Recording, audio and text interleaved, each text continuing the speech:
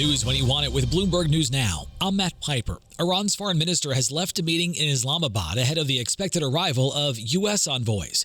Instead, Foreign Minister Abbas Araghchi met with Pakistani officials. President Trump has told a Fox News reporter that he canceled the trip. It's not known why the U.S. delegation of Jared Kushner and Steve Witkoff were not there, or if they ever even left the U.S. to head to Pakistan to bring an end to the war in Iran. Bloomberg's Josh Wingrove is traveling with the president in Florida and says he did not have much to say about Iran on the flight last night there. He does not appear overly interested. On the flight down last night, he did not talk to us. He was truthing or tweeting about renovations of fountains and what they're doing to the reflecting pool in Washington, D.C. He was talking about crowds at his inauguration the day before that. I mean, he is on so many other different subjects right now. It does not feel like he's, facing a ton of urgency. Bloomberg's Josh Wingrove on Bloomberg This Weekend with What's Next. Right now, I think the question is more, what is Iran seeking other than that blockade? Because, again, the president has sort of drawn a line in the sand a little bit to say, well, I don't want to lift the blockade until we have a deal. And that is really the sort of fundamental impasse that we have. The situation remains tense with global energy shipments disrupted by the closure of the Strait of Hormuz. Investors have scrutinized signals from each delegation as they weigh prospects for a reopening of the strait. Friday's developments put the S&P 500 on track for its longest weekly advance since 2024. U.S. crude dropped below $94 a barrel, while Brent, the international benchmark, traded above $105 a barrel. Daniel Yergin is vice chairman of S&P Global and calls it the relative calm before the storm. The reality of people in Asia actually not having enough oil, shortages, rationing, businesses closing down, restaurants not operating because they don't have energy. So Asia is one area. Europe is starting to feel it, particularly jet fuel, and we're seeing it at the gasoline pump. Brent crude closed at $105 a barrel Friday. Nationwide gas prices, $4 a gallon, according to AAA.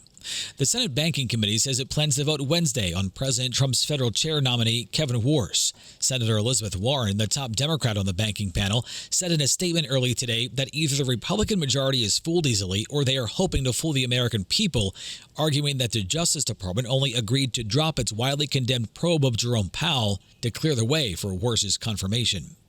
Mark Cuban's low-cost online pharmacy will begin selling the blockbuster blood thinner Eliquis starting Monday. Bloomberg's Karen Moscow has more. It's a win for the billionaire's efforts to transform the way drugs are sold in the U.S. Bristol Myers Squibb and Pfizer agreed to make their drug Eliquis available through the Mark Cuban Cost Plus drug company with a 30-day supply costing $345. The cost is said to be in line with what Eliquis costs on a patient support website run by the drug makers. While it will soon face less expensive generic competition, Eliquis will be one of the most popular brand-name drugs on Cuban's platform. Karen Moscow, Bloomberg Radio. iHeartMedia is holding talks about a possible sale to Sirius XM. Here's Bloomberg's Monica Ricks. A deal between iHeart and Sirius would combine the largest radio station owner in the U.S. with the largest satellite radio service, creating an audio giant, and they could generate billions in annual sales.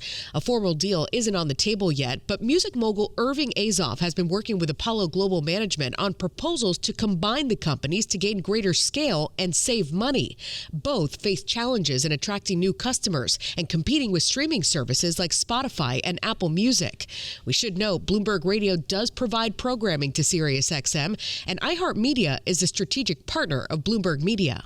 Monica Ricks, Bloomberg Radio. Millions are still under severe weather alerts across the plains and Midwest. In 24 hours, more than a dozen tornadoes were reported in Oklahoma, Kansas, Iowa, and Missouri.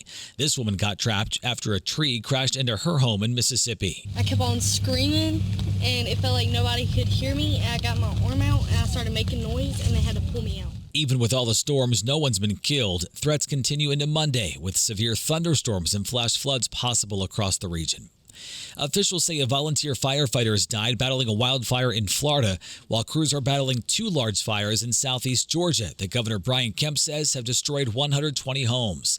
Kay Floyd was working as a 911 dispatcher in Glynn County, Georgia this week when she called her family in the next county, telling them to leave their home immediately. Her son, his wife, and their two kids are safe, but they lost everything in the Highway 82 fire. Everything that we had from the time they were little babies, from the time I was a little baby, everything is gone. I'm just very thankful to the Lord that I still have them. Murder charges have now been filed against the roommate of a doctoral student from Bangladesh who disappeared with his girlfriend earlier this month from the University of South Florida. The 26-year-old is facing 2 counts of murder in the first degree with a weapon in the deaths of Zamil Limon and Nahida Bristi. Limon's remains were found on a bridge yesterday morning, but Bristi is still missing. That's news when you want it with Bloomberg News Now. I'm Matt Piper, and this is Bloomberg.